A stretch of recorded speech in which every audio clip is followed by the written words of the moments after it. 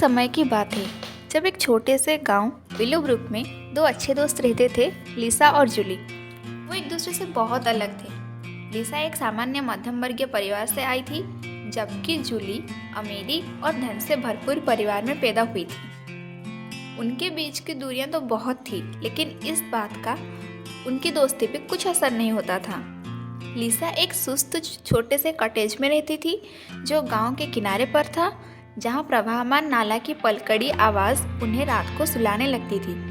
दूसरी तरफ से जूली विलोब्रुक के दिल में स्थित उसके भव्य आलीशान हवेली में बसी थी। जूली उदार, विचारशील और सोने के दिल वाली थी, लेकिन जूली के परिवार वालों को इनकी दोस्ती से दिक्कत होती थी। वो नहीं चाहते थे जूली एक मध्यम वर्गीय लड़की के साथ मिले या फ्रेंडशिप रखे। इसी कारण से वो दोनों परिवार वालों से छुपकर मिलते थे और खेलते थे। सालों बीतने पर उनकी दोस्ती और मजबूत हो गई थी। लिसा के पसंदीदा बरगद के पेड़ के नीचे हंसते हुए जिंदगी को खास किस्से में बदल देते थे। जूली के परिवार वाले चाहते थे वो व्यापार के दुनिया में कदम रखने के लिए एक आइवी लीग विश्वविद्यालय में प्रवेश करें। वहीं लिसा को चित्रकार बनना था, लेकिन उसके परिवार की स्थिति की वजह से वो अपने सपनों को छोड़ने लगी थी। इन्हीं बीच जूली बाहर चली गई थी पढ़ाई करने के लिए। एक बरसाती शाम को जूली और लिसा के बातचीत के बीच उसने अपनी तकलीफ बता दी जूली को। बताते समय लिसा के आंखों में आंसू थे और उसकी भरी हुई आवाज़ सुनकर जूली को भी दर्द हो रहा था।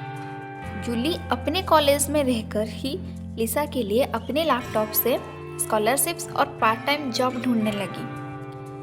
अचानक लिसा के जन्मदिन पर जूली वहां पहुंच के लिसा को एक लिफाफा दिया, जिसमें स्कॉलरशिप के पैसे थे और उसके सपनों को पूरा करने का मौका का पत्र था।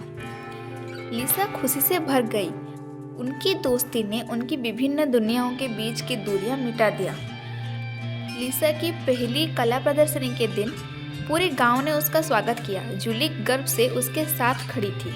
जब वे लिसा की चित्र देखे तो उनके आंखों में आनंद के आंसू थे, क्योंकि लिसा ने अनुभव से विलोब्रुक की यादों और जूली के साथ बिताए खूबसूरत पलों को पेंट किया था।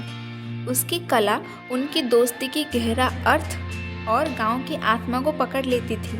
वो दोनों रोते हुए एक दूसरे को गले से लगाया। वर्षों बीते, लिसा एक प्रसिद्ध चित्रकार और जूली बिजनेस वुमेन बन गई। अब उनकी दोस्ती से जूली के परिवार वालों को कोई दिक्कत नहीं थी। कुछ वर्षों बाद वो दोनों एक दूसरे से उसी बरगद के पेड़ के नीचे मिले। पेड़ के नीचे बैठ के घंटों तक बचपन और दोनों की जिंदगी के सफ़र के बारे में बात करके हंसने लगे। उनकी दोस्ती ने सभी बाधाओं को पार किया था। यह कहानी सच्ची दोस्ती की आजमाइश है और सच्ची दोस्ती के जादू की पुष्टि है। धन्यवाद।